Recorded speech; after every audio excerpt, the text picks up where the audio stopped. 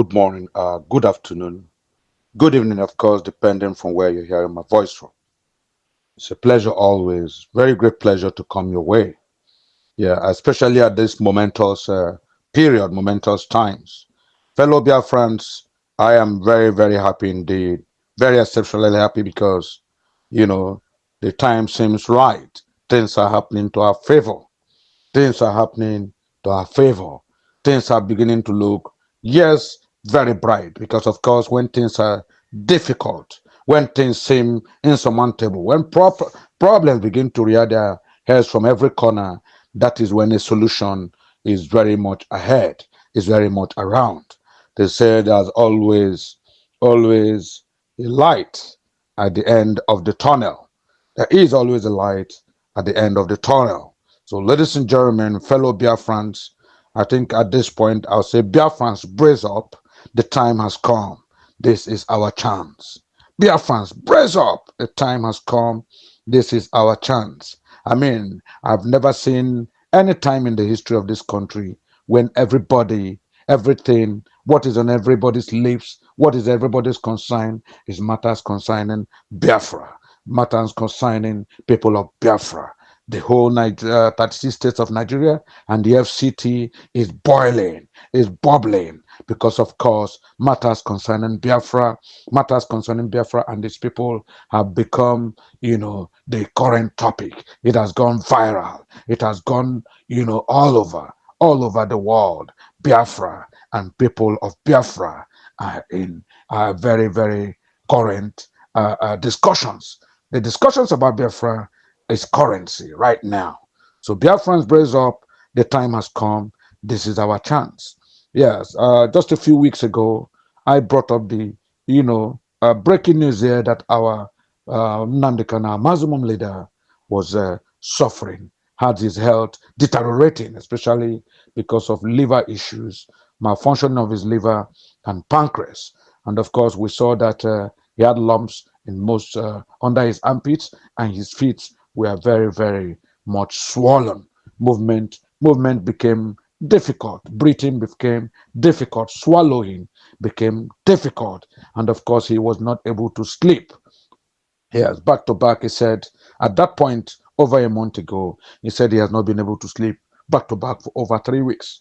And even if he closes his eyes, the pains, and of course, the body that refused to comply to sleep always wakes him up. So, ladies and gentlemen, unfortunately, that health, report, deteriorating health report we made about our own brother, our onion Dumazin Nnamdi Kanu, fell on the deaf ears of the Republic, the deaf ears of the Zoo Republic, and they orchestrated all manners of, drama, if you want, court proceedings, if you like, and trials and mistrials to make sure our veritable, indefatigable leader, Nnamdi Kanu, did not get the much needed medical succor he applied for. I mean, when a man told you, came up openly to say, look, my health is in jeopardy, my body is not responding, my glands, my internal organs have been completely compromised because of this inhuman, detention in DSS, dungeon. I mean, I need to take a breath. I need to take a breather. I need to take a fresh air. I need a better hospital. Yes, a well-equipped hospital to take care of my system. Of course, he applied, that he be given transferred to the National Hospital Abuja for proper medical attention. He forwarded his medical reports prepared by, veritable and verifiable emeritus professors of medicine. He did show all his tests. He did show everything that was needed. Unfortunately, the justices and the courts were in recess. And of course, he had no option than, of course, to rush, begging to Justice Musa Liman of the Vacation Court in Abuja. Of course, hoping that the Justice Musa Liman could have done an celebrated hearing and grant him much needed, respite and care for his medical condition. Unfortunately, of course, Justice Musaliman, a Fulani, a Hausa Fulani man, you know, he refused completely, washed off his hands from anything to do with Nnamdi Kanu. And of course, he referred him back once again uh, to the Chief Justice, saying, please refer him to somebody else. I'm not in a position to handle this case. I'm strictly a vacation judge. The only thing I do, the only time I can handle sensitive matters like this is if the justices and if the courts are on vacation.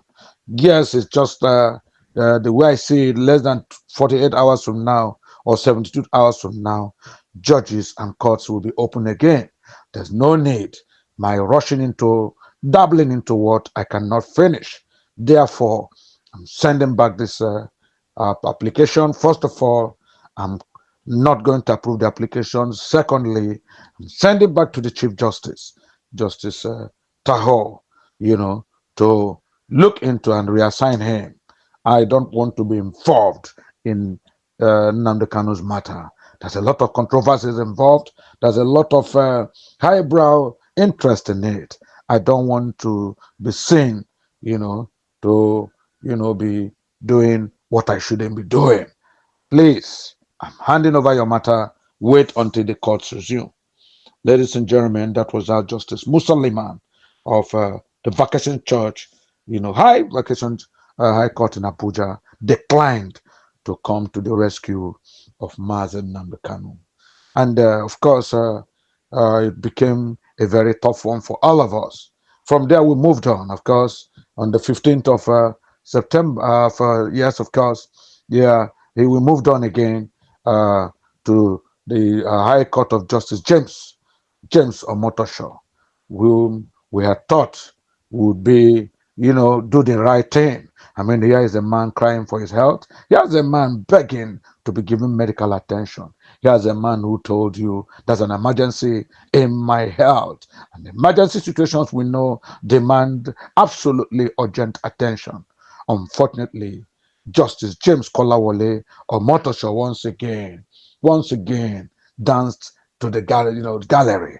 He wanted to pray, of course, impress the cabal that put him there. He wanted, of course, to let Emilokon know that I'm still watching your back.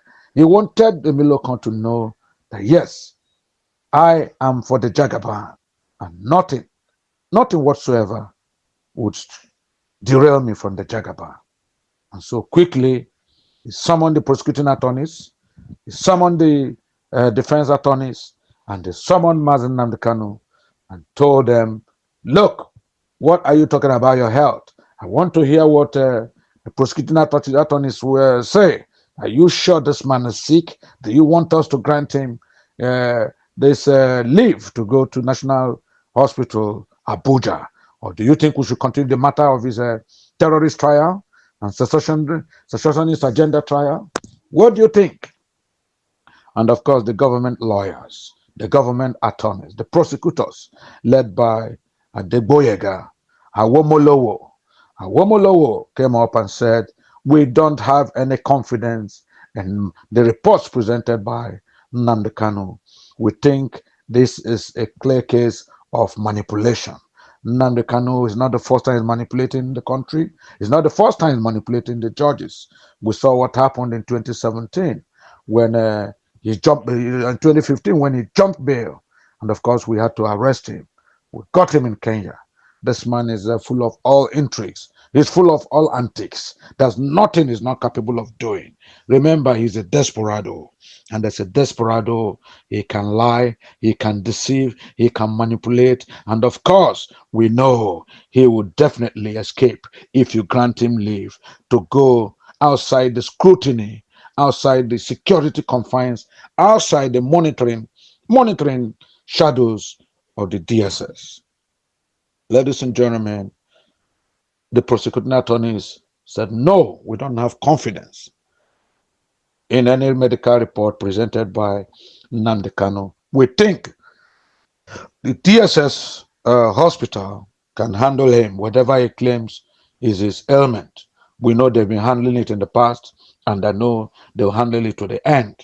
So unfortunately, ladies and gentlemen, Justice James Omotosho listened Listening to the prosecuting attorneys led by uh, just San Deboyega Womolowo San. He is the prosecuting attorney for the federal government against Mazen Nnamdi Kanu. Ladies and gentlemen, at this stage, everything the defense attorneys led by Chief Kanu Agabe, two-time Minister of Justice, two-time uh, uh, uh, Attorney General of the Federation, everything he said, even showing them medical reports, showing them scans, and all kinds of scans that were done on Mazen Nnamdi Kanu, these things were thrown aside with reckless abandon by Justice James Omotosho Kolawale, or if you like, you call him by Justice James Kolawale Omotosho. He said, I don't have regard for these things. I don't care what you are showing me. It doesn't matter to me. I don't care what is happening to Mazen Nnamdi Kanu, the man you call Mazen Nnamdi Kanu. What I want to say is that nobody is moving him to any other hospital. He will be there. His trial is for terrorism and secessionist charges. I think he's a defense attorney. You better go and be preparing for his defense. Be preparing for his defense, otherwise you'll be sorry. Stop using this health scare. It will not achieve anything. Your governors in the Anambra State, your senators, Senator Zokalo, your brothers, Chief Ibokwe, APC stalwart, all of them have come out to say Nnamdi Kanu is a bloody liar. That he's saying his health condition is terrible or depreciating is a lie from the pit of hell. Therefore, I, Justice James Kolawole Motosho, I have no interest in that matter. His trial must resume. His trial must resume on terrorism. And I tell you, you better go and fine-tune your defense. Otherwise, you'll be sorry. Ladies and gentlemen, it seemed as if it was all over. But of course, it's never over for a child of Yahweh. It's never over until it's over. When the government thought they had finished, when Justice James Kolawole Omotosho thought he had finished with Mazen Nnamdi Kanu, when Chief Deboyega San Awolomowo, the chief defense attorney for the federation, when they thought he had disgraced Nnamdi Kanu, of course, that was when Yahweh came to his midst. Ladies and gentlemen, everybody in the country, including the erstwhile presidential candidate, Sowore, including people that we listed, including Atiku, one-time vice president of this country, including P2B, including personalities that we least expected, including actresses, somebody like Genevieve Nnaji, including Edoche, the famous Edoche. All of them have come out to say, look, this man is sick. Look, the government, if you don't take care of him, if you don't take care of his health, you'll be sorry. This is your best chance to act. Act now before he dies, before the situation deteriorates. Because if you continue to wallow in wickedness, if you continue to tamper justice with wickedness and infamy, if you continue on this train, this route of wickedness, of prejudice, of bias, if you continue to show a wicked, unparalleled hatred for Ndibo and for Biafrans and for Mazen Nnamdi Kanu, if you continue to show a pathological hatred, dislike, if you like, wickedness, if you like, to this man that you kidnapped from Kenya, a British citizen, a Nigerian citizen, a man who was doing his legitimate business, if you continue to keep this man, now that his health is in trouble, now that you have created problem for his health, the government and people of Nigeria will be sorry. Ladies and gentlemen, all over the press, everywhere, all over the mass media, we see House of Reps representative, we see senators coming out in their crowd to come and protest. There's a mass protest all over the country. All of a sudden, Biafra is in the news. Mazen Nnamdi Kanu is in the news. Things concerning Biafra is in the news. From the north, the south, the northeast, the southeast, the southwest, the south. Everybody is talking about Nnamdi Kanu. Everybody's talking about the government wickedness to him. Everybody's talking about how he was wickedly, viliously, and viciously, villainously kidnapped if you like, rendition from Kenya. And how since then, back to back for the past 6 years, getting to 6 years now, this man has been subjected to all kinds of wickedness, all kinds of infamy, all generated, all orchestrated with an intention to kill him, and destroy him. Ladies and gentlemen, fellow Biafrans, it's about time we realize that this is the best time to speak out. This is the best time to protest because the whole world is watching Nigeria. The whole people are watching Nigeria all around Africa. The interest point is Nigeria. And the focus point is Nnamdi Kanu and the Biafra Republic. The redeclared United States of Biafra. This is the best time to talk. This is the best time to listen. This is the best time to protest. This is the best time to support the Biafra Republic. Ladies and gentlemen, I think even the blind now knows the story concerning Nnamdi Kanu. The deaf knows the story concerning Biafra and the preachings, the protestations, peaceful protestations of Nnamdi Kanu. Everybody now knows outside Nigeria, inside Nigeria, internationally, in Europe, in the Americas, in the United States, in Canada, in the Asian countries, China, Japan, everywhere. In the Arab republics, in Israel, they have come to realize that the Igbo people, the Biafran people, are an endangered species. They are hated, they are vilified, they are subjugated, they are marginalized, and they are victimized. Of course, they are weaponized against. People have come to realize that when anything concerns the North, Boko Haram, Lakarawa, the Fulani jihadists, of course, they are treated with kid gloves. They are treated with kid gloves. When they are arrested, they are brought in, rehabilitated. The next thing you hear, there's restitution. They say he has complied, he has apologized, he has recanted, he's now a Nigerian. And the next thing you know, because he can apply, he knows how to use the bomb-making devices, MAD, he knows how to use the AK-47, he knows how to kill, to slaughter, to destroy, he knows how to disembowel pregnant women, he knows how to rape and gang rape our girls. Of course, these people are integrated into the armed forces. The whole world has seen it. They saw what happened to the Boko Haram people. They saw what happened to Boko Haram leaders that were arrested. How, again, the so-called government, we brought them back, so-called rehabilitated them, so-called reintegrated them, and paid them to continue to be working in Nigerian armed forces. And of course, we know what happens, that as soon as they get into any ambush, as soon as they are going after, even when they have become Nigerian soldiers, when they are going after their own, when they are going after these miscreants, these terrorists, these same people become saboteurs. They turn back inside the middle of battle and begin to shoot, to kill, to maim, to destroy Nigerian soldiers. Such that, back to back now for the past 5 years, Nigeria has lost so much soldiers, not out of battlefront, but because, of course, the Boko Haram, so-called reintegrated soldiers, so-called forgiving terrorists, turn back at every opportunity and become saboteurs, sabotage the Nigerian army. Ladies and gentlemen, people know what happened in the Southwest, where somebody like Sunday Igboho, who went around, preaching, protesting, clamoring for the Dudua Republic. The man who said enough is enough. It is time that the Yorubas take their own map in their hand. The Yorubas should take their life in their hands. We don't want anything to do with Nigeria anymore. We don't want anything to do with this God-forsaken place. They took a letter to the then Prime Minister of the UK. Yes, Keir Starmer. They took a letter to him and said, look, we don't want to belong anymore. There was no kind of secessionist message these people didn't give. No kind of, we don't want Nigeria anymore, they didn't do. But what happened? Alas, despite all the uproar, despite all the hula baloo, despite all the noise everywhere, the government recanted. Of course, they forgive him, they rehabilitated him, and they reintegrated him. Today, Sunday Igboho is a politician fighting for how to be a governor or a president of the zoo. Ladies and gentlemen, ditto to the South, the place they call the South. When the job militants, when the militants in the South came up, all the bad names in the industry, all the bad names, they all came up and made South totally ungovernable. They destroyed oil facilities, destroyed oil wells. They seized and kidnapped oil professionals from all the multinational countries. They make oil business, made oil business totally unprofitable and dangerous. And Nigeria responded.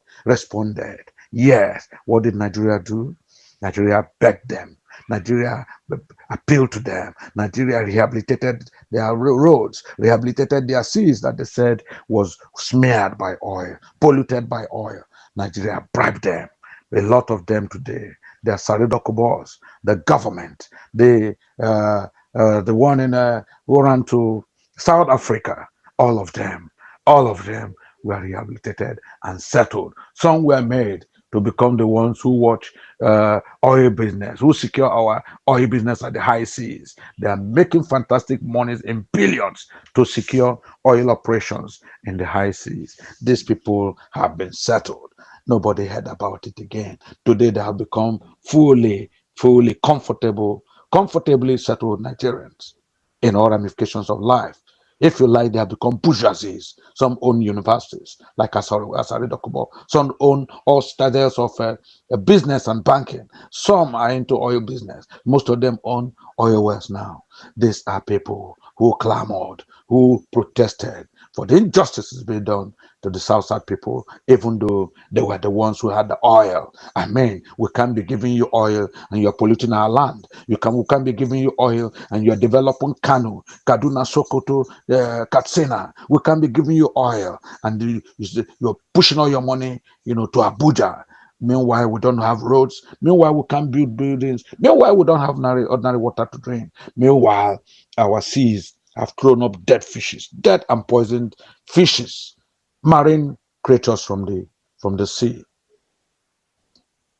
Now the whole world has seen that when it came to the southeast, when it came to Biafra, the government suddenly changed 360 degrees. The government changed 360 degrees. They became wild. They became terrible. They became violent. And they started unleashing all manners of wickedness. Yes, every 200 meters in the southeast, there are roadblocks comprising the army, all formations of the army, the police, the navy, the civil defense, every 200 meters in the southeast. On the roads, these people hit, disgrace, dehumanize, kill, arrest, and attack our people. They even kidnap them, do organ harvesting on them on the southeast. And when they held a peaceful protester like Nnamdi Kanu, a man who said, "Enough is enough. Let my people be. Stop marginalizing my people. Stop treating them like unwanted people. They are part and parcel of what formed the amalgamation of this country. They are part and parcel of what Lord Lugard brought in 1914. When he amalgamated the northern and southern protectorate of Nigeria. Yeah, that was when this place was called by the girlfriend of Lord Lugard. Yeah, the girlfriend, mistress of Lord Lugard, called Florence Shaw. She was the one who called this country Nigeria. You can imagine, Nigeria is a product of a mistress and her lord, a mistress of Lord Lugard and her lord, and they decided to toy with the destiny of people they didn't know. People from different nationalities, people with different cultures, people with different backgrounds, people with different levels of motivation, people, some who had no FA, NFA, no future ambitions. You brought them with people who were very ambitious people, who were intelligent people, who were naturally Republicans, the Igbo people, and you told us to be together. Since 1914, it has been a very slow, crazy, and infantile step that was leading nowhere. So much movement, but no locomotion. Or so much locomotion, but no movement. That has been the case because, of course, Lord Lugard and his mistress decided, to bring different things, putting square pegs in round holes, putting round pegs in square holes. How can it work?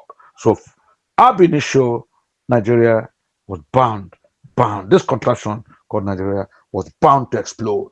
And that is what Nnamdi Kanu said. These people have tried. We have tried to, mix up. We have tried to intertwine, to integrate. Yes, we have tried any way to be involved. It's not working. Look at 1960 when Nigeria had independence. It was people from the southeast.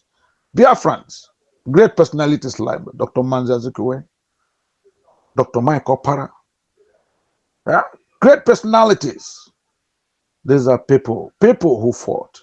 Sir Louis Ojukwu, people who fought to get this country, get its independence. But today, how do you treat my people? You treat them like a dirty rag, a filthy rag. You throw it away like a filthy rag. You can't use my people like a Lipton tea bag.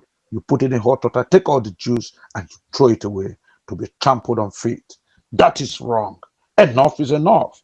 That is what Nnamdi Kanu told them. And that is what has been haunting them. That is why they hate him. Because he dared to tell them the truth. He told them, you cannot subjugate my people anymore. He told them, the day is coming when this subjugation will end. And that day, I will look you guys in the eyes and you will see us celebrating. Celebrating with the flag of Biafra. Biafra. The United States of Biafra. The Biafra Republic. It's going to be a reality.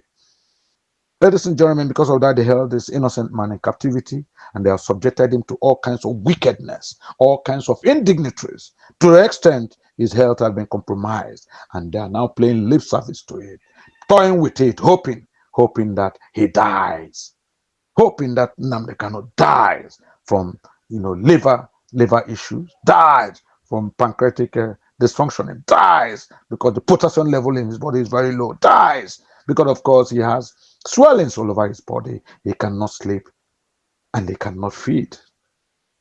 Ladies and gentlemen, how wicked can a people be? Biafrans, brace up. The time has come. This is our chance. Why am I saying this? Because the whole world is suddenly listening to Biafra. Everybody is now, every attention is focused on Biafra, focused on Nnamdi Kanu, focused on his health condition, focused on Simon Ekpa, focused on his trial in Finland and his appeal, focused on the Deputy Prime Minister, Dr. Ngozi Okonjo-Iweala, and what she's doing, navigating Biafra, getting all the information, monuments, creating all the information on highways, bringing Biafra daily to the news, pushing Biafra every other day. Ladies and gentlemen, Biafrans, brace up. The time has come. This is our chance. Yes, there's ongoing protest at Abuja, around the Senate House. There's ongoing protest in Lagos. There's ongoing protest in the whole of the Southeast. There's ongoing protest in the South. There's a protest in all over the North and Northeast, all centered on, the wickedness, the negativities, and the government's wrong, wicked handling of the kidnap, trial and mistrial of Nnamdi Kanu. This is our best chance, ladies and gentlemen. Let's not let this time pass us by. Everyone, join the protest. Join the protest. Yours truly is there. I'm here with my spouse. I'm here with my associates. I'm here with my staff. We're all moving. We're moving in Soweto for the first time. Soweto is, he has come to his senses. He's interested in issues concerning Biafra. He himself has said, enough is enough. These people have suffered. Why do you hate them so much? Why the hatred? It's a meaningless hatred. It's a hopeless hatred. Let them go. Why is this man, Tinubu, who claimed is the Jagaban, who claimed is a Democrat, the man who was a freedom fighter, the man who rallied people ran to protest against Goodluck Jonathan, the man who said Kudirat, who followed Wole Soyinka, Professor Wole Soyinka, to open up Kudirat Radio when they were fighting for, the reaffirmation of the so-called 1993 election won by MK Abiola. This is a man who claimed it is my turn, and we thought he was coming to do something. A man who in an election that has not been held, who came out and said, it is my turn, Emilokon. And the whole world thought he was going to do something. Unfortunately, like a pregnant elephant that has reached its gestation period, Emilokon did very, oh shit. When he reached his gestation period, what did the elephant do? He came into labor. And what did it do? It delivered a miserable rat. A miserable rat. That is what Emilokon has done to this country.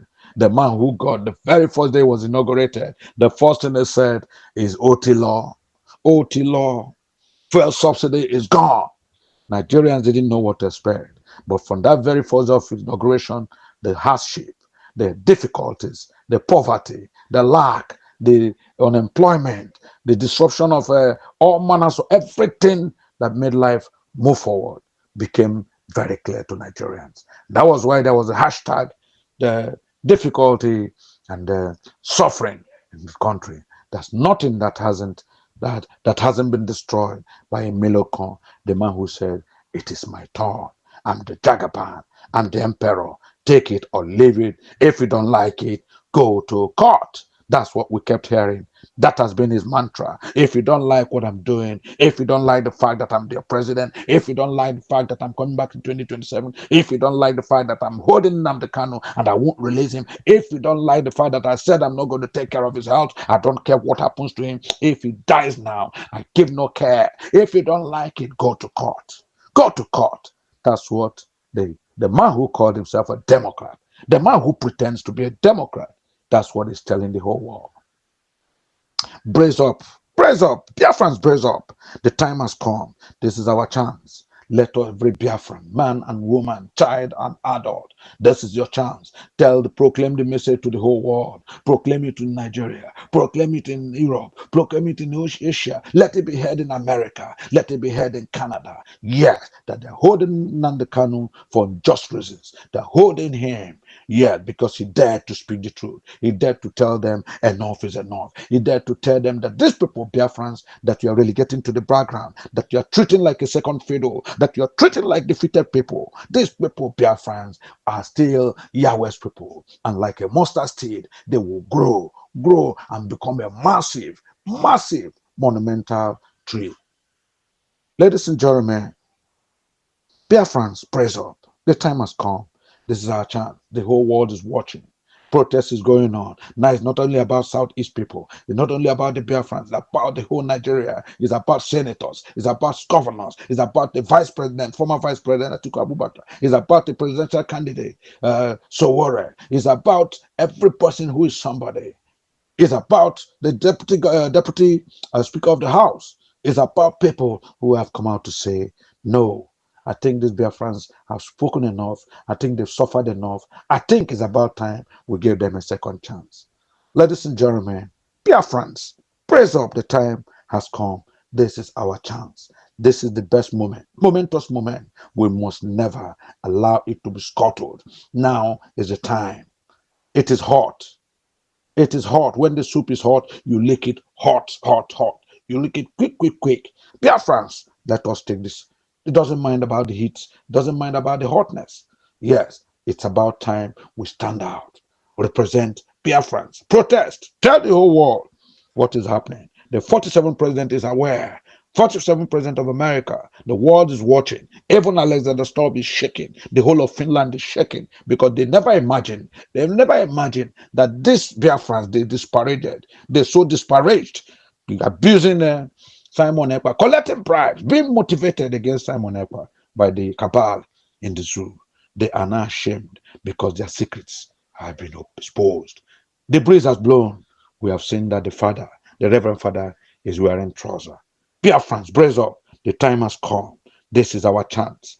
Please, everybody, rise up wherever you are. Do the little you can. If you cannot walk, crawl. If you cannot crawl, make a move. If you can't fly, walk. If you can't walk, crawl. If you can't crawl, then, bro, make a move. The most important thing, this is the best time to make a move. We must make a move. Make that move. Right now, Biafrans, that's the way I'll end it here. That's what I'm telling us. The protest is ongoing. We're there. Yours truly is there with my associates, with my people. The crews are going. It's all over the mass media, everywhere. Everybody's talking about Biafra, Nnamdi Kanu, Biafra, Simon Ekpa, Biafra, Dr. Ngozi Arabo, Biafra. That's what is all over the place. And it will never be in vain. It will never be in vain. This is the best chance. Biafrans, brace up. The time has come. This is our chance. God bless you all. Thank you. Yeah, Biafra. Yeah, Superstar Media. Tell me about Biafra. We going back to the motherland. Tell me about Biafra. I wanna know. Tell me about Biafra. We going back to the motherland. Tell me about Biafra. I wanna know. We going back to the land. We going back to the motherland. Biafra, Biafra, tell me about Biafra. We're going back to the land. Tell me about Biafra. We're going back to the motherland. Tell me about Biafra, Biafra. Tell me about Biafra. We're going back to the land.